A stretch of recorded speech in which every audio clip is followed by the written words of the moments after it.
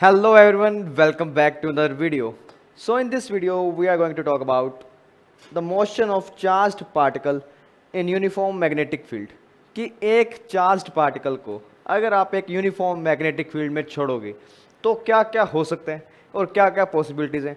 Topic की बात करूँ, इंपॉर्टेंट टॉपिक है। चैप्टर की बात करें, मैग्नेटिक इफेक्ट्स ऑफ करंट, जिसको आप एक दूसरा नाम भी दे देते हो, that is magnetism and matter भी बोल देते हो आप इसको। तो इस चैप्टर का ये टॉपिक है। टॉपिक का वेटेज अच्छा है और इम्पोर्टेंट है, बार बार रिपीट भी होता है और सेम तरह के क्वेश्चन इससे रिपीट हो रहे हैं बार बार। और साथ ही साथ अगर सीबीएसई बोर्ड की बात करें या आरबीएसई बोर्ड की बात करें तो वहाँ भी इसका अपने आप में एक इंपॉर्टेंट रोल है। ऑलराइट, तो स्टार्ट करते हैं इस ब्यूटीफुल से टॉपिक को। Motion of A charged particle in uniform magnetic field. Motion of A charged particle in uniform magnetic field. तो देखो पॉसिबिलिटीज क्या क्या हो सकती हैं एक मैग्नेटिक फील्ड के अंदर अगर मैं एक चार्ज को छोड़ूं। तो लेट्स से दिस टॉपिक। आपके पास सबसे पहले क्या चाहिए? You need a uniform magnetic field. Uniform means एक ऐसा magnetic field which remains constant through out the position, कि जब तक जहाँ तक वो है तब तक वो कॉन्स्टेंट रहेगा। ऑलराइट, एक आपको मैग्नेटिक फील्ड चाहिए और दूसरा क्या चाहिए? तुम्हें किसकी बात करनी है? मोशन किसके? चार्ज की। और तुम्हें साथ में चाहिए एक चार्ज या एक चार्ज पार्टिकल जो इस मैग्नेटिक फील्ड में आएगा। तो एक्चुअली में होता क्या है, तो देखो, जब एक चार्ज पार्टिकल Q,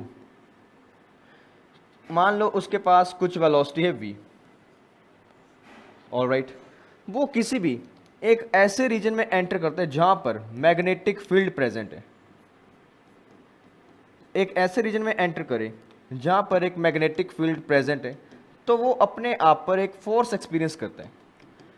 वो अपने आप पर एक फोर्स एक्सपीरियंस करेगा और उस फोर्स का मैग्नीट्यूड तुम क्या बोलते हो? देखो, that is F vector equals to Q V vector cross B vector. और ये फोर्स वो एक्सपीरियंस करेगा। एक चार्ज पार्टिकल जिसके पास कुछ वेलोसिटी है V और वो एक मैग्नेटिक फील्ड B के रीजन में एंटर करता है, तो उस टाइम उस पर एक फोर्स लगता है। फोर्स कौन से? Q into v cross B, right. और अगर मैं इस क्रॉस प्रोडक्ट को ओपन करूं तो मेरे पास क्या आएगा? F equals to q v b sine theta. इसी का ये अल्टरनेट बन गया, q v b sine theta in magnitude form. अब साइन थीटा में थीटा क्या चीज है? Theta is angle between, theta is angle between v vector and b vector, कि पार्टिकल का वेलोसिटी और मैग्नेटिक फील्ड दोनों एक दूसरे के साथ में कितना एंगल बना रहे हैं वो आपको क्या बताएगा? ये थीटा। और इसी फॉर्मूला के बेसिस पर हम अलग अलग आउटकम्स अभी फाइंड आउट करेंगे।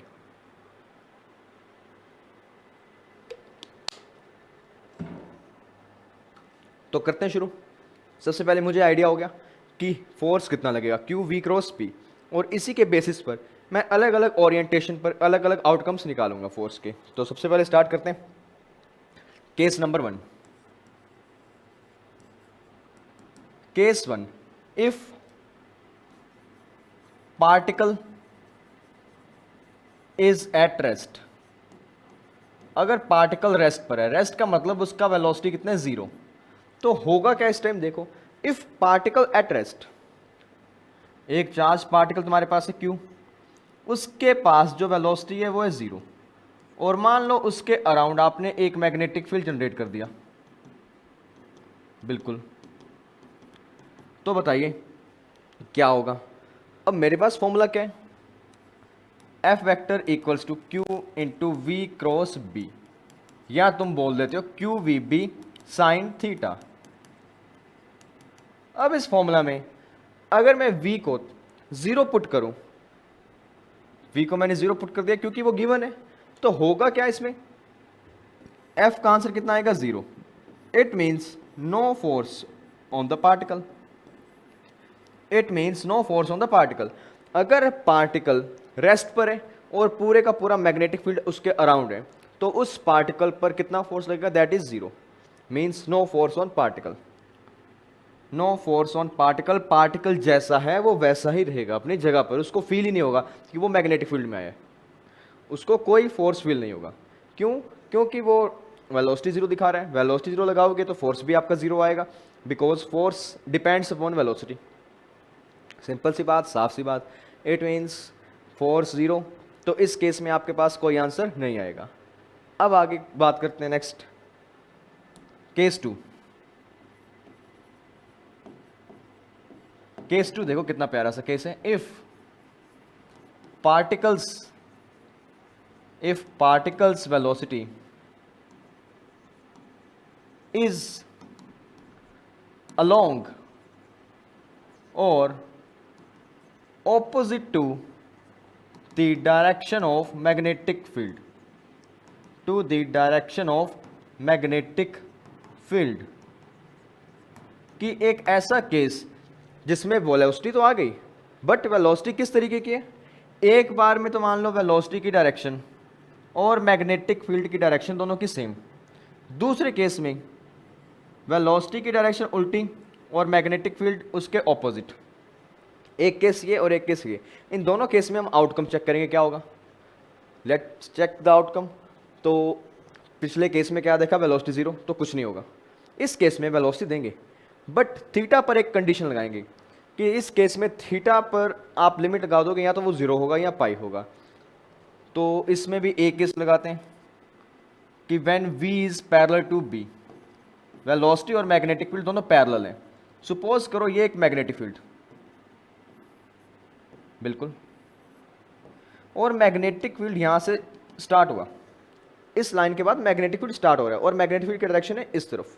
आपके पास एक चार्ज पार्टिकल आता है Q, उसके पास है वेलोसिटी v।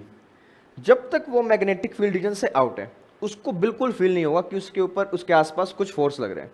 बट जैसे ही वो चार्ज पार्टिकल इस रीजन में आया, इस रीजन में आते ही उसको फील होगा कि हाँ मैग्नेटिक फील्ड है और उसके कारण मेरे पे फोर्स लग रहा है। अब वो फोर्स कितना लगेगा अभी चेक कर लेते हैं।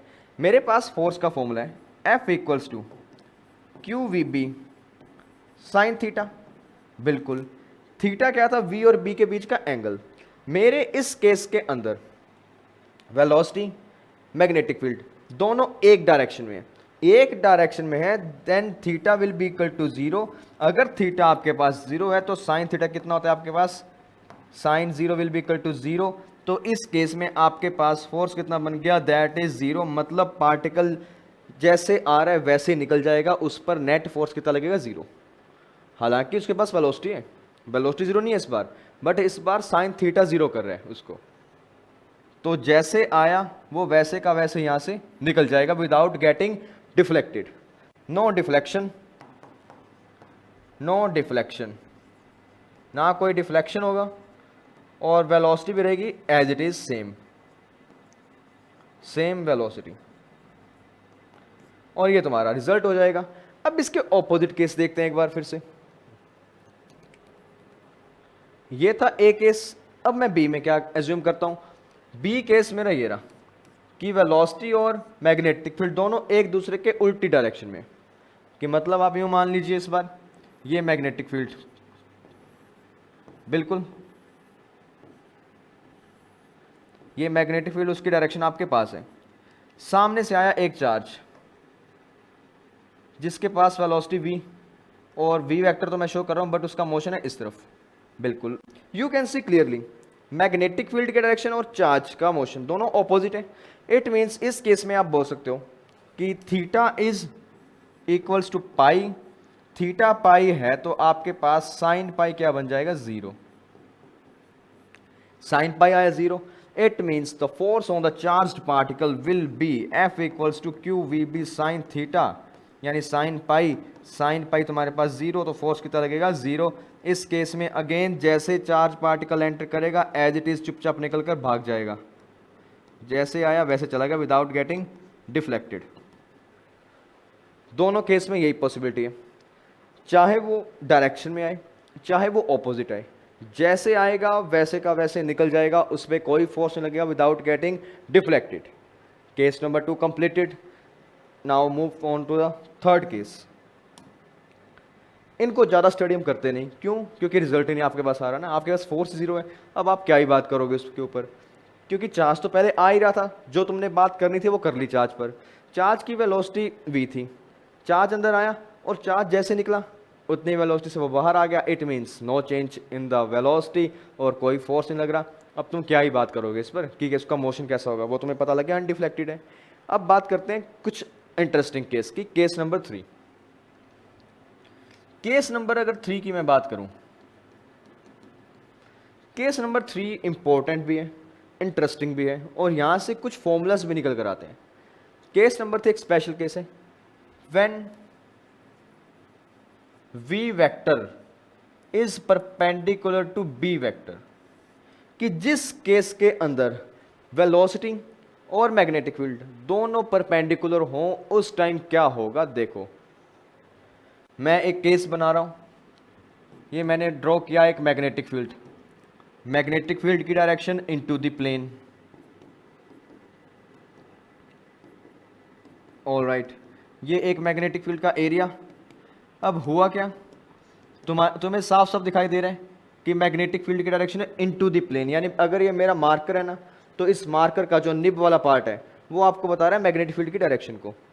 अब तुम एक चार्ज पार्टिकल लेके आए Q, उसकी वेलोसिटी मान लो तुम्हारे पास है v वेक्टर। अब तुम साफ साफ देख सकते हो कि v तुम्हारा इस डायरेक्शन में और magnetic field is inward the plane, तो मतलब सीन कुछ ऐसा बनेगा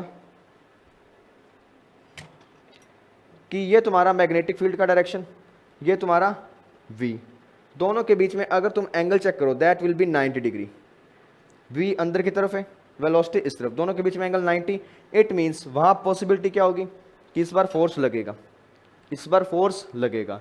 फोर्स कैसे लगेगा, देखो फोर्स का फॉर्मूला तुम्हें याद है, Q v b sine theta, और इस केस में आपके पास थीटा इज 90 डिग्री, तो साइन 90 की वैल्यू आपके पास कितनी हो गई 1। तो तुम बोल दो फोर्स कितना लगेगा, Q इंटू वी इंटू बी, क्योंकि आपके पास मैग्नेटिक फील्ड भी है, आपके पास वेलोसिटी भी है, आपके पास चार्ज पार्टिकल भी है, उसका चार्ज भी है, मतलब फोर्स तो लगेगा। और ये केस किसका है, मैक्सिमम फोर्स का, कि मैक्स टू मैक्स फोर्स इसी केस में लगेगा। अब फोर्स लगेगा कैसा, ध्यान दो कि यहां तो चलो मान लो चार्ज पार्टिकल बाहर था, मैं यूं मानता हूं कि चार्ज पार्टिकल ऑलरेडी अंदर था, अंदर था और उस एकदम से उसके ऊपर आपने मैग्नेटिक फील्ड अप्लाई किया, तो होगा क्या, उस पर एक फोर्स लगेगा, कितना लगेगा QVB। अब वो फोर्स कैसा लगेगा, किस डायरेक्शन में लगेगा, वो हमें कैसे पता लगेगा, वो हमें पता लगेगा इस फॉर्मूला से। आपको आई थिंक आइडिया होगा कि जब दो वेक्टर्स का क्रॉस प्रोडक्ट करेंगे ना, तो उसका रिजल्ट आपको देगा उनके डायरेक्शन, उनके रिजल्ट की डायरेक्शन। तो मैं कह सकता हूं कि फोर्स की जो डायरेक्शन है ना, वो आपको कहां से मिलेगी, V क्रॉस B से।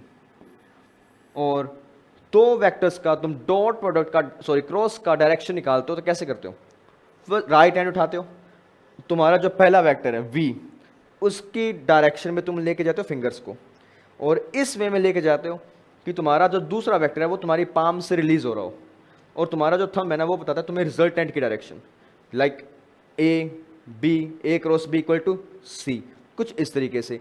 तो मैं चेक करता हूं यहाँ पे ये वेलोसिटी की डायरेक्शन में फिंगर्स ले गया, बिल्कुल इस वे में लेके जाऊंगा कि मेरी पाम से मैग्नेटिक फील्ड निकलता हुआ दिखाई दे। तो मैग्नेटिक फील्ड अंदर है, तो मान लो ये अगर मैग्नेटिक फील्ड है तो ये मेरी पाम से निकल रहा है कुछ इस तरीके से, बिल्कुल अंदर की तरफ, और फिंगर्स में जा रही है वेलोसिटी की डायरेक्शन में। थंब मुझे बताएगा फोर्स किस तरफ लग रहा है। तो इस केस में मैं कह सकता हूं कि फोर्स लग रहा है ऊपर की तरफ, मतलब ये चार्ज पार्टिकल,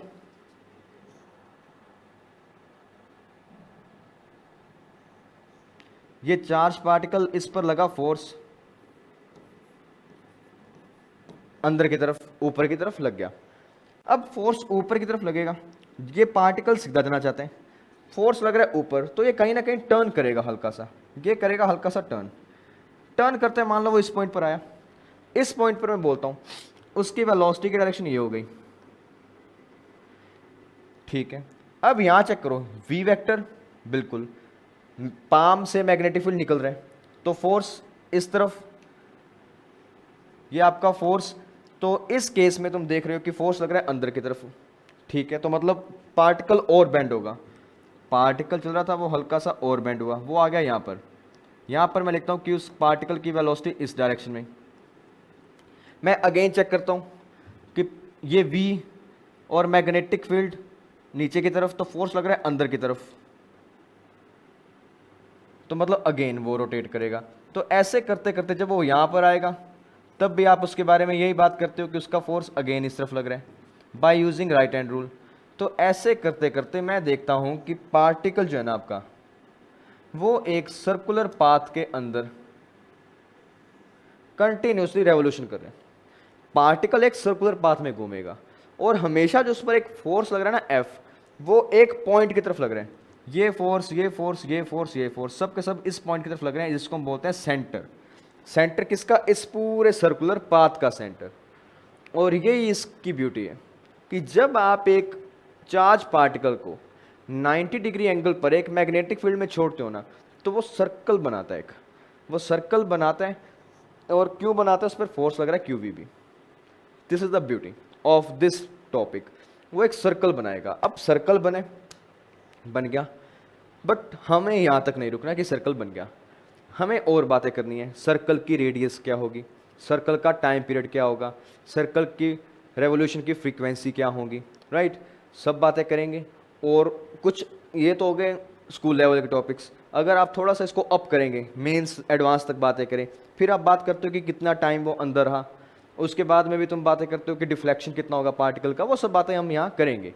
ऑलराइट, तो मैं अभी इसको और कंटिन्यू करता हूँ। तो मेरे पास रिजल्ट में क्या दिखाई दिया कि रिजल्ट में आप देखते हो कि आपको मिल रहा है एक सर्कुलर मोशन, आपको मिल रहा है एक सर्कुलर मोशन, और पार्टिकल एक सर्कुलर पाथ में चक्कर काट रहा है, काट रहा है, काट रहा है, काट रहा है। ऑलराइट, तो ये सीन है इसका, हो गया सीन, ठीक है। अब थोड़ी सी बातें और।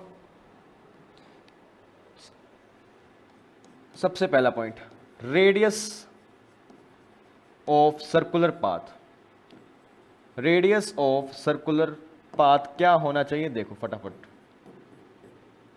जब पार्टिकल रेवोल्यूशन करने लग गया अपने सेंटर के अबाउट, तुमने मैग्नेटिक फील्ड बनाया,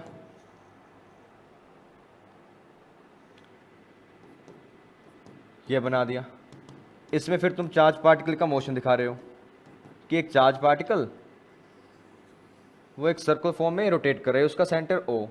और मुझे ये भी पता है अगर चार्ज पार्टिकल के पास वेलोसिटी v है तो उसके सेंटर की तरफ एक फोर्स लग रहा है, दैट इज F, और हर पॉइंट पर लग रहे हैं। और वो F कितने हैं आपके पास?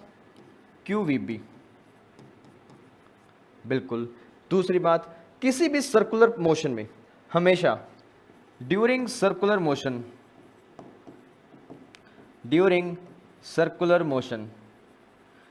एक फोर्स लगता है सेंटर की तरफ, जिसको तुम बोलते हो FC, that will be equal to mv²/r। Equation number 2, equation number 1। ये फोर्स भी सेंटर की तरफ लग रहे हैं, और हर एक रोटेटिंग बॉडी का सेंटर की तरफ एक फोर्स लगता है, दैट इज सेंट्रीपिटल फोर्स। वो कितना होता है? mv²/r। तो अगर मैं इन दोनों फोर्स को कंपेयर करूं, FC इक्वल टू F, मेरे पास आया mv²/r equals to QVB। V से ये स्क्वायर गया, तो अगर मैं यहाँ से R की वैल्यू फाइंड करूँ, वो मेरे पास आएगी mv/QB, और ये लो मेरे पास आ गई radius of charged particle in uniform magnetic field. Radius किस पे डिपेंड करती है? Mass, velocity, charge and magnetic field पर। अब इसमें एक जरूरी बात, तुमसे ये पूछे कोई कि मान लो अगर चार्ज पार्टिकल की वेलोसिटी v थी, तो क्या वो v सेम रहेगी या चेंज करेगी? तो तुम कहो एक बात सिंपल, पार्टिकल की वेलोसिटी ऑलवेज रहती है कांस्टेंट, वेलोसिटी रिमेन्स कांस्टेंट। जितनी वेलोसिटी उसकी पहले थी उतनी वेलोसिटी बाद में रहेगी। और ये वेलोसिटी की बात नहीं हो रही, स्पीड की बात हो रही है यहाँ, क्योंकि वेलोसिटी आपके पास वेक्टर क्वांटिटी है। तुम बोल सकते हो कि वेलोसिटी का मैग्नीट्यूड सेम रहेगा, बट स्पीड तो मैग्नीट्यूड ही तो है ना वेलोसिटी का एक सर्कुलर पाथ के अंदर। तो स्पीड उसकी जो है ना पूरी की पूरी, उसके बारे में तुम बोल सकते हो कि वो रहेगी सेम, जितनी स्पीड से वो आया था उतनी स्पीड वो कंटिन्यू मेंटेन रखेगा इस पूरे केस के अंदर। ऑलराइट, तो अब और आगे की बात करते हैं। ये था रेडियस का फॉर्मूला। रेडियस का फॉर्मूला कैसा है, सेंट्रीपिटल फोर्स को क्यूवीबी के साथ कंपेयर किया, हमारे पास आंसर आ गया। अब नेक्स्ट, अगर कोई मुझसे पूछे ये तो बता दो कि रेट आपने घुमा तो दिया बट वो कितनी देर तक घूमेगा या कितनी देर तक वो चक्कर काटेगा, तो कितना टाइम होगा एक चक्कर के लिए, तो उसका हम फॉर्मूला निकालते हैं, टाइम पीरियड ऑफ रेवोल्यूशन। तो इसका सिंपल सा एक फॉर्मूला, फॉर्मूला कौन सा, फटाफट देखो। जब आप एक सर्कुलर पाथ मूव कर रहे हो ना, तो आप बोलते हो टाइम पीरियड इक्वल्स टू ये पूरे का पूरा एक राउंड का डिस्टेंस यानी पेरीमीटर डिवाइड बाय वेलोसिटी। और मेरे पास since r equals to M we by Q B है, तो इस वैल्यू को अगर मैं यहाँ इंसर्ट करवाऊँ तो मेरे पास ये फॉर्मूला बना 2 pi v multiply m we by Q b, v से v गया, टाइम पीरियड कितना है आपके पास 2 pi m by q into b. ये तुम्हारे पास फॉर्मूला आ गया टाइम पीरियड का, 2 pi m by Q B. अगर टाइम पीरियड के फॉर्मूला को ऑब्जर्व करो, टाइम पीरियड में वेलोसिटी की टर्म नहीं आई, टाइम पीरियड के फॉर्मूला में मास आ रहा है, चार्ज आ रहा है, मैग्नेटिक फील्ड आ रहा है, बट वेलोसिटी नहीं आ रहा। तो वो वेलोसिटी की बातें नहीं करता, वो सिंपली रेडियस सॉरी आपके मास चार्ज पर डिपेंड करता है, मैग्नेटिक फील्ड जो है वो है।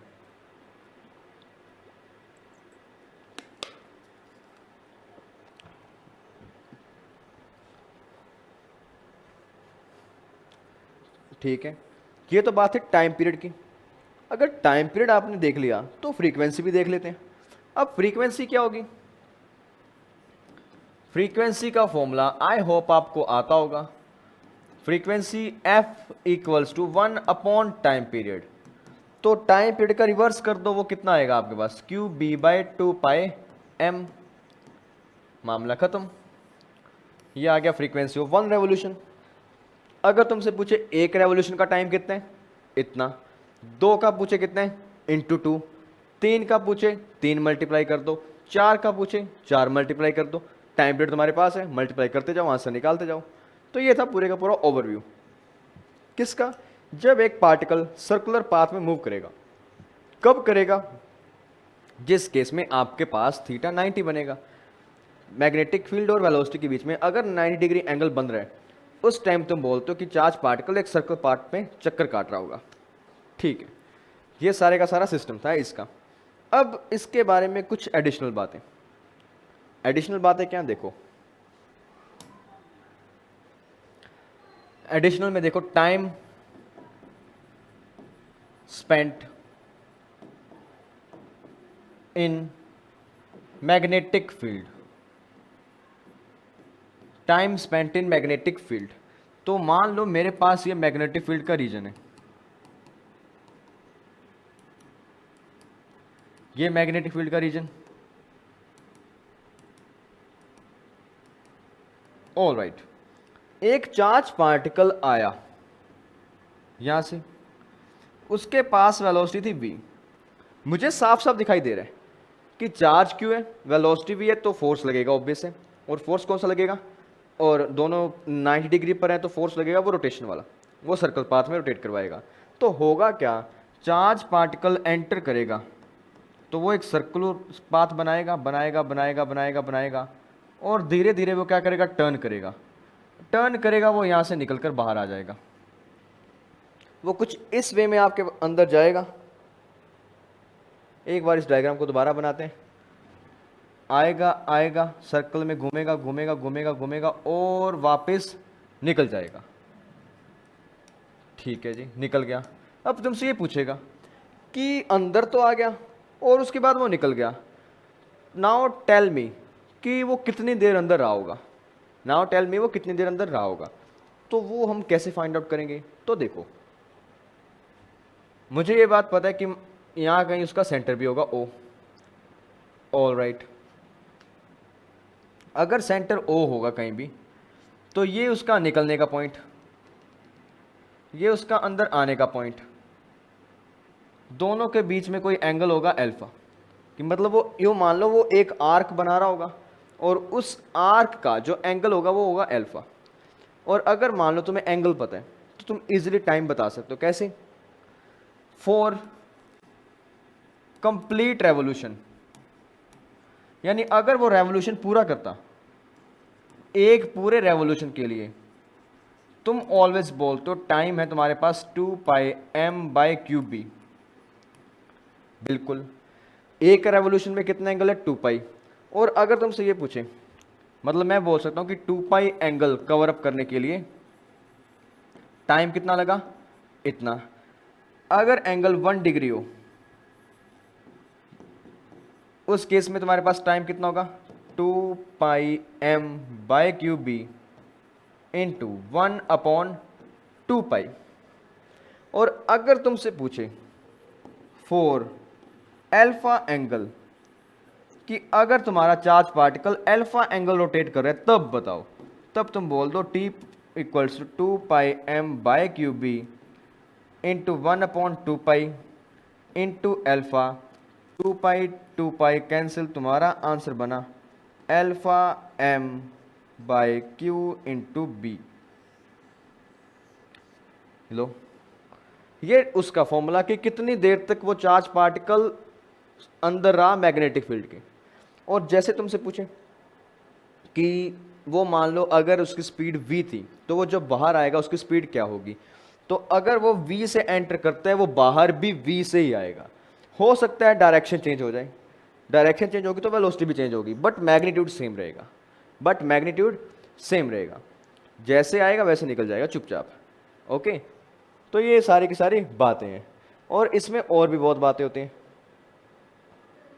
कि वो किस एंगल पर आ रहा है, उसका भी सीन रहता है यहाँ पर, तो ध्यान से देखो। अगर तुम्हारे पास चार्ज पार्टिकल, इसी डायग्राम को अगर मैं एक और बार ड्रॉ करूं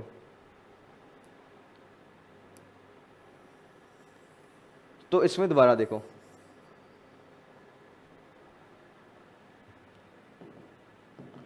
ये तुम्हारा मैग्नेटिक फील्ड, ये आ रहा है चार्ज पार्टिकल कुछ इस तरीके से। चार्ज पार्टिकल एंगल अल्फा बना रहे हैं मान लो हॉरिजॉन्टल के साथ में। एंगल अल्फा मैग्नेटिक फील्ड का नहीं है, ध्यान रखना, ये angle alpha is of horizontal. तो ये जैसे ही एंटर करेगा ना, ये वैसे का वैसे यहां से निकल जाएगा, जैसे एंटर करा वैसे का वैसे निकल जाएगा। अगर यहां एंगल अल्फा बनाया तो यहां भी वो एंगल अल्फा बना लेता है। जैसे एंगल एंट्री पे बनाएगा वैसे ही वो लीविंग पे भी बनाता है। और ये तो इसका सेंटर O हो गई, ये रेडियस R, और ये एंटरिंग की रेडियस R, और ये R, और ये पूरी की पूरी बात है आपकी। और इस वे में आप बोल देते हो कि क्या क्या सीन हुआ है। और अगर आपके पास ये एंगल गिवन हो ना इस केस के अंदर, तो तुम एक काम करते हो यहाँ पर, if this angle is alpha, तो तुम यहां से जाते हो यहाँ पर 90 माइनस अल्फा, तुम बोलते हो यहाँ अल्फा, तो यहाँ भी अल्फा और यहाँ भी अल्फा। इस अल्फा को तुम ट्रांसफर करते हो यहाँ पर और यहाँ पर, और तुम कंबाइनली बोल देते हो कि बन रहा है 2 अल्फा एंगल। और अगर केस ऐसा कुछ गिवन हो तुम्हें, तो तब तुम्हारा ये अल्फा रिप्लेस हो जाएगा 2 अल्फा के साथ में, और तुम्हारा फॉर्मूला बन जाएगा 2 अल्फा m/3 b। जितने एंगल से वो एंटर करा ना उतने एंगल से वो लीव करेगा, सिमेट्रिक रहेगा। जितनी वेलोसिटी स्पीड थी उतनी स्पीड, वेलोसिटी का मैग्नीट्यूड सेम रहेगा। यहाँ पर डायरेक्शन अलग अलग होगी, यहाँ अलग है वहाँ अलग डायरेक्शन है। ये सेंटर ऑफ सर्कल, ये रेडियस, ये रेडियस, ये एंगल अल्फा, तो ये एंगल यहाँ एज इट इज ट्रांसफर हो जाएगा। ट्रांसफर कैसे होगा इसको भी देख लो।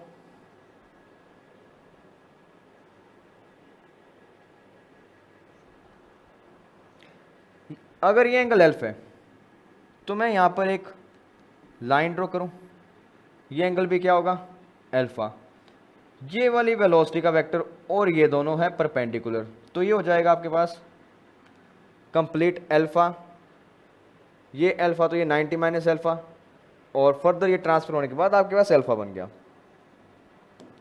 इस वे में ये आगे के आगे ट्रांसफर होता गया और ये एंगल तुम्हारा बना अल्फा।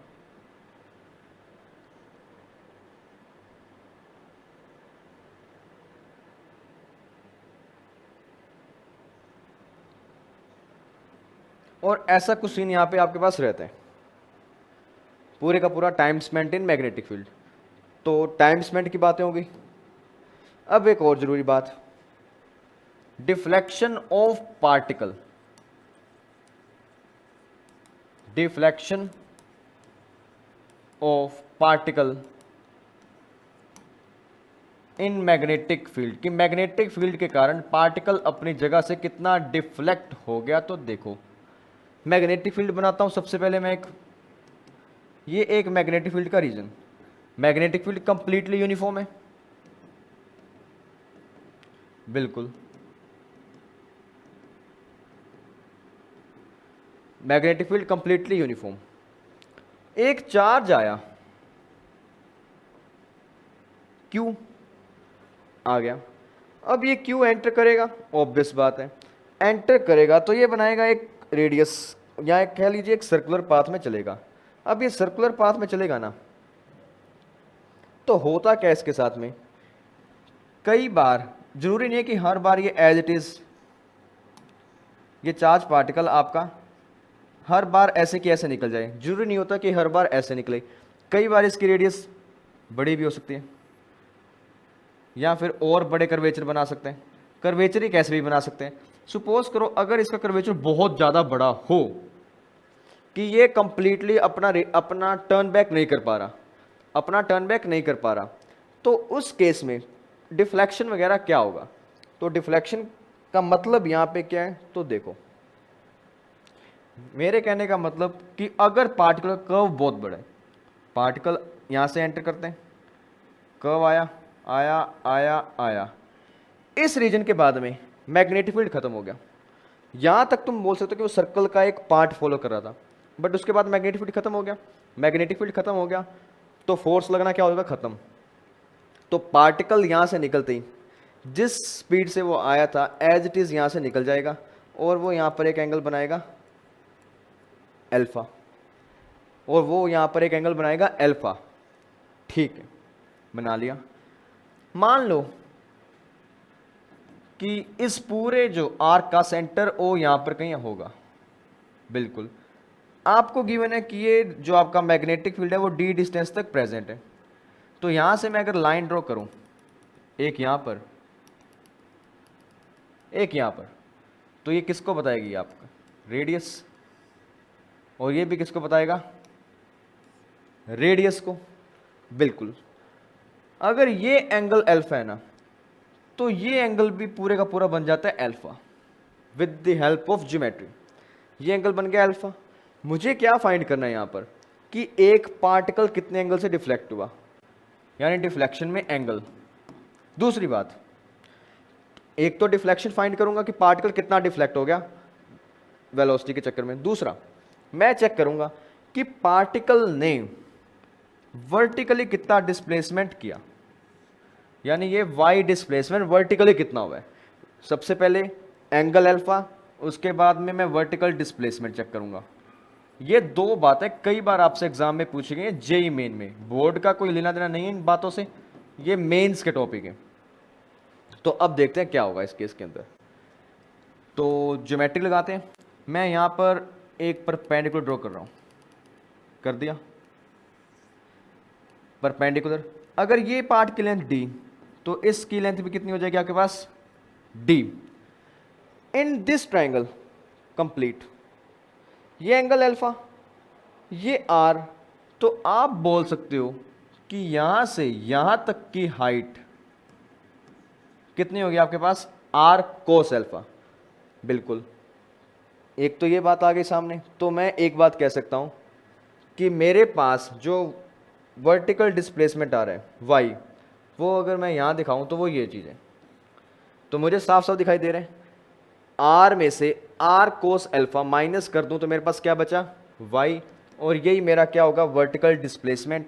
तो वर्टिकल डिस्प्लेसमेंट का फॉर्मूला आया r minus capital r cos alpha, या बोल दो y equals to r bracket 1 minus cos alpha, और ये तुम्हारा क्या हो गया vertical displacement.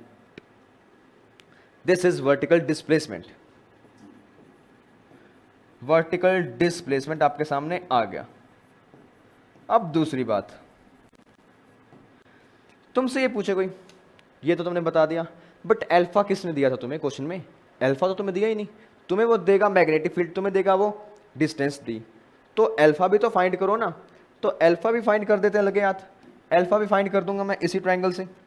In this triangle आपके पास ये डिस्टेंस आर कोस अल्फा, ये डिस्टेंस आर, ये डिस्टेंस डी, तो आप बोल सकते हो साइन अल्फा किसके बराबर होता है आपके पास? Perpendicular by hypotenuse, perpendicular d, hypotenuse r. तो इस केस में आपका अल्फा क्या बन गया? Sine inverse d by r. ये लो मामला सेटल, ये तुम्हारे पास आ गया डिफ्लेक्शन, डिफ्लेक्शन ऑफ पार्टिकल, ये डिफ्लेक्शन आ गया, और ये पूरे का पूरा वर्टिकल डिस्प्लेसमेंट। दोनों बातें क्लियर है, दोनों बातें फाइंड कर दी, और हमारा काफी टॉपिक थ्योरेटिकली हो गया यहां पर।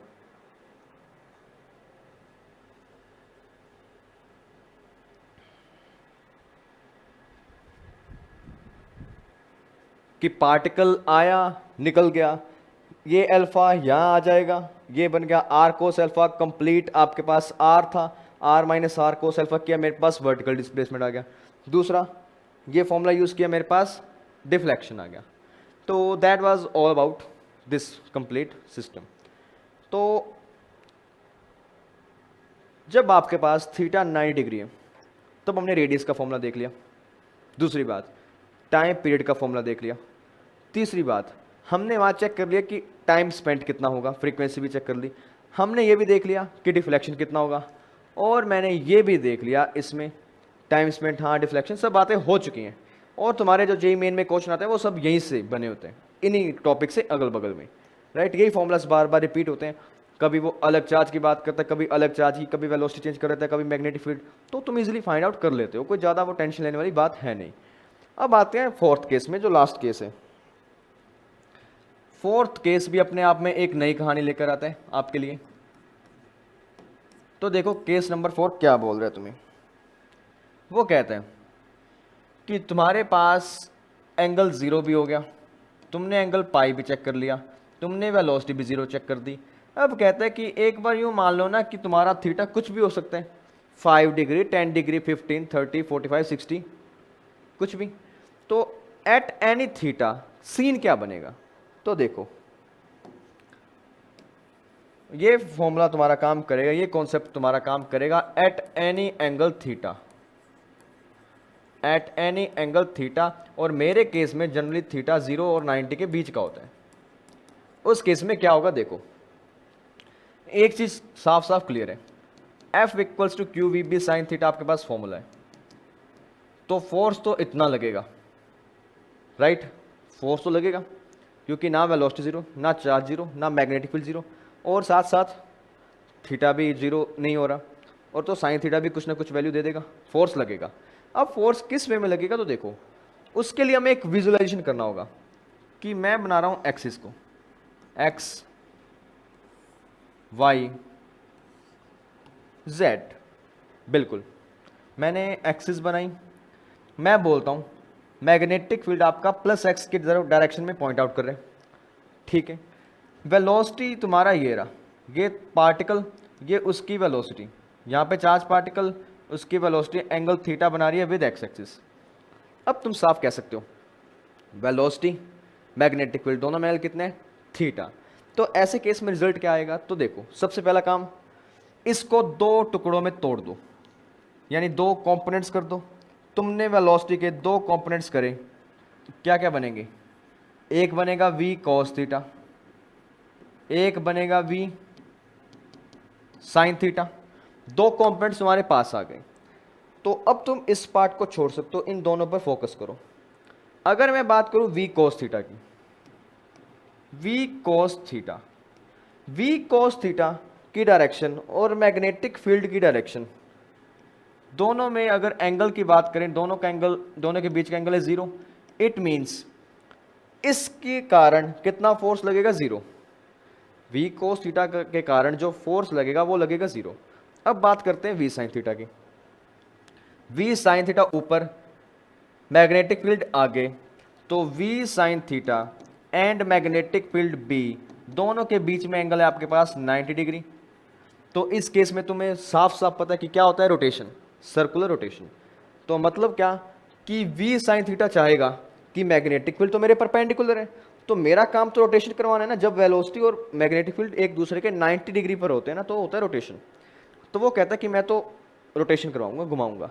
बट ये भी तो प्रेजेंट है, ये भी तो प्रेजेंट है ना।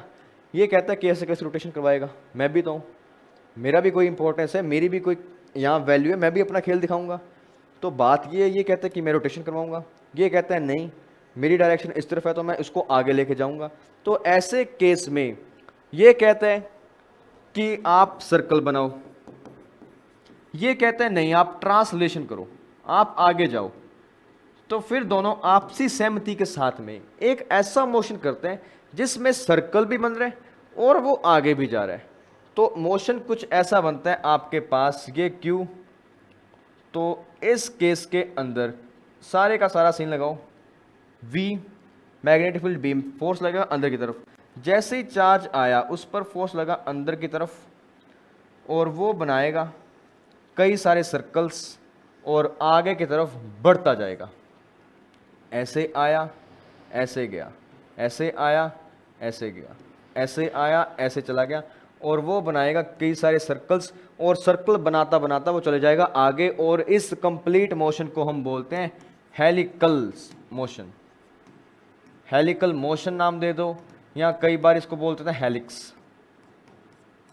That is the name of this beautiful path. दोनों चीजें हो रही हैं, वो कह रहे हैं सर्कल भी बनाऊंगा, वो कह रहे हैं मैं आगे लेके जाऊंगा। दोनों मिल बांट के आगे भी बढ़ रहे हैं, सर्कल बनाते हुए, सर्कल बनाते हुए आगे गए, सर्कल बना, दोनों आगे जा रहे हैं। जैसे एक स्प्रिंग में आप एक मोती छोड़ दो, एक स्प्रिंग के अंदर आप एक छोटा सा मोती छोड़ोगे स्प्रिंग के आउटलाइनिंग पर, तो होगा क्या, वो मोती घूमेगा भी आगे भी जाएगा। कुछ इस तरह से चार्ज तुम्हारा घूमता हुआ घूमता हुआ घूमता हुआ आगे बढ़ रहा है, और इसको हम बोलते हैं हेलिकल मोशन। इस ब्यूटीफुल मोशन को हम नाम देते हैं हेलिकल मोशन। ये क्यों हुआ, क्योंकि वेलोसिटी के बने दो कंपोनेंट्स, एक कहता है कि नहीं तू आगे चल, एक कहता है नहीं तू घूम। तो दोनों मिल बांट के आगे भी ले जा रहे हैं, घुमा भी रहे हैं, और तुम्हारा पूरे का पूरा मोशन बनता है helical motion, which is circular plus translation.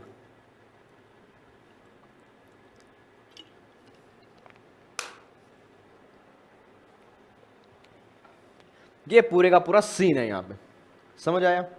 अब सीन तो आ गया, ये तो थी थ्योरी और कॉन्सेप्ट। इस थ्योरी और कॉन्सेप्ट में कुछ बातें भी छुपी हैं। बातें क्या छुपी हैं, हमें कुछ मैथमेटिकल फॉर्मुलेशन वाला काम भी यहां करना होगा, तो वो काम भी हम करते हैं। मैथमेटिकल फॉर्मुलेशन का काम करते हैं कि मान लो ये तुम्हारे पास एक हेलिकल पाथ, ठीक है, यहां से स्टार्ट हो रहा है, और तुम्हें यह भी पता है कि अगर मैग्नेटिक फील्ड की डायरेक्शन इस तरफ थी ना, तो तुम्हारा v cos थीटा सामने की तरफ, v sin थीटा ऊपर की तरफ। ये दो बातें तुमने की थी, और ये वेलोसिटी एंगल थीटा पर। इस केस में तुम्हें कई सारे फॉर्मूलाज डिराइव करने हैं। सबसे पहला टाइम पीरियड ऑफ रेवोल्यूशन, कि एक रेवोल्यूशन का तुम टाइम पीरियड क्या बोलोगे। तो देखो एक रेवोल्यूशन में टाइम कितना लगेगा, अगर तुम्हें याद हो टाइम पीरियड का फॉर्मूला तुम्हारे पास था वहां 2πm/क्यूब,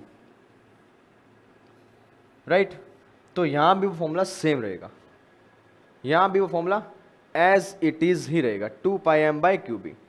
जितना टाइम वो वहां ले रहा था उतना टाइम यहीं भी लेगा, क्योंकि टाइम के फॉर्मूला में वेलोसिटी का कोई रोल ही नहीं है। अब आता है दूसरा फॉर्मूला। दूसरा फॉर्मूला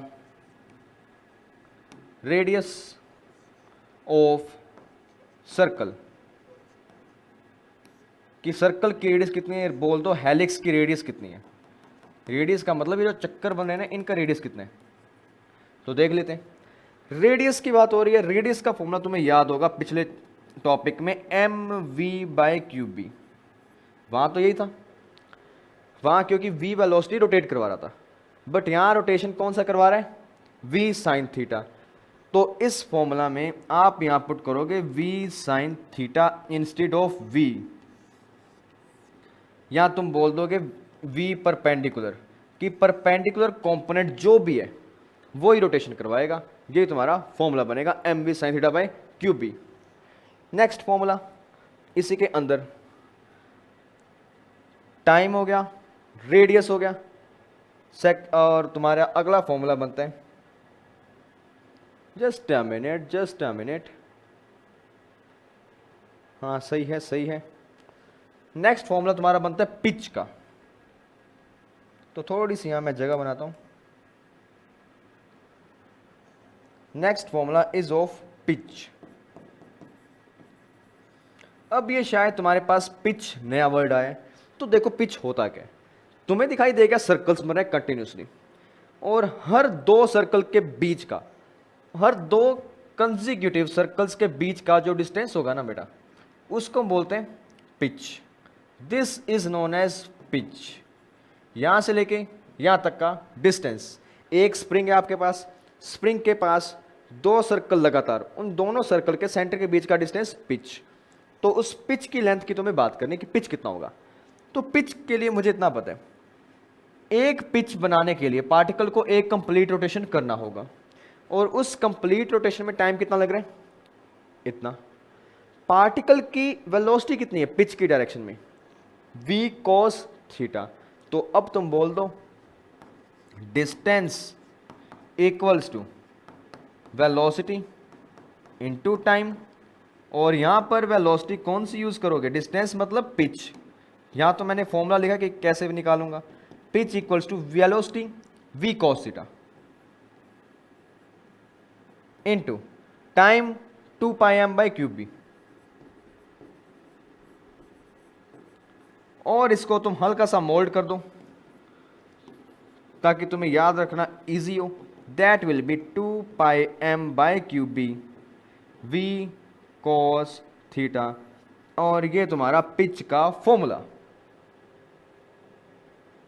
ये तुम्हारे पास आ गया पिच का फॉर्मूला, एक 2 pi m by q b b into v cos theta.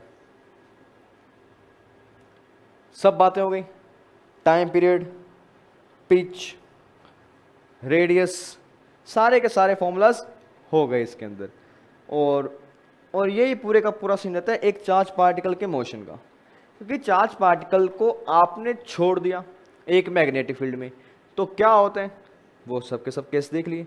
Helical motion कब होता है, रेडियस सर्कुलर मोशन कब होता है, अनडिफ्लेक्टेड कब जाता है, और मैक्सिमम फोर्स वगैरह और रेस्ट पर वो कब रहेगा, सब बातें हो गई। तो ये था एक ओवरऑल इस पूरे का पूरा डिस्क्रिप्शन इस टॉपिक का, कि स्ट्रेट लाइन मोशन में क्या क्या आपके सामने हो सकता है, क्या क्या पॉसिबिलिटीज तुम्हारे पास हैं। और इसके बाद में तुम्हारे पास लॉरेंस फोर्स का सीन आता है। लॉरेंस फोर्स भी अपने आप में एक टॉपिक है, उस पर भी डिस्कस करेंगे कभी ना कभी। तो फिलहाल के लिए मैंने बात की है सिर्फ और सिर्फ यूनिफॉर्म मैग्नेटिक फील्ड में क्या होता है। यूनिफॉर्म मैग्नेटिक फील्ड ने अपना काम कर दिया, हमारे पास कई सारे रिजल्ट आए, और ये ओवरऑल ओवरव्यू था। एक बार फिर से रिपीट कर देता हूं।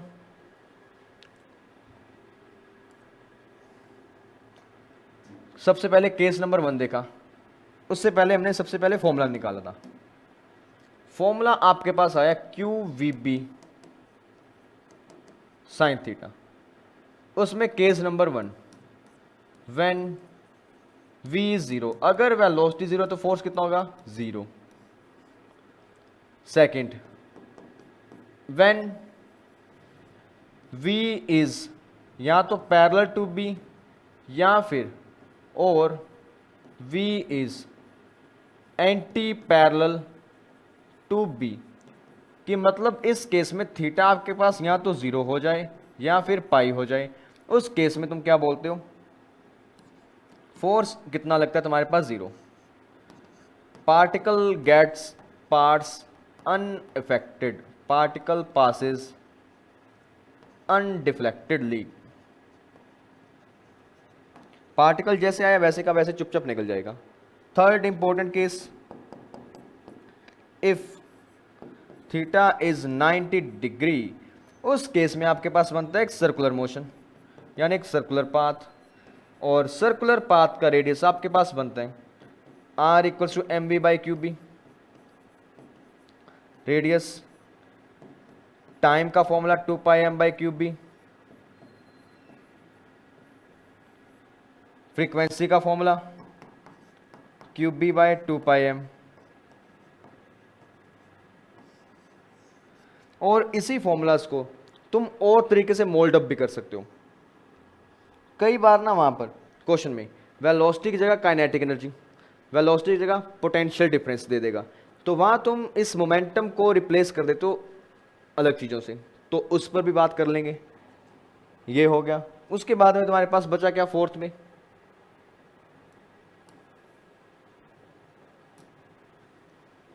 फोर्थ में तुम्हारे पास बचा इफ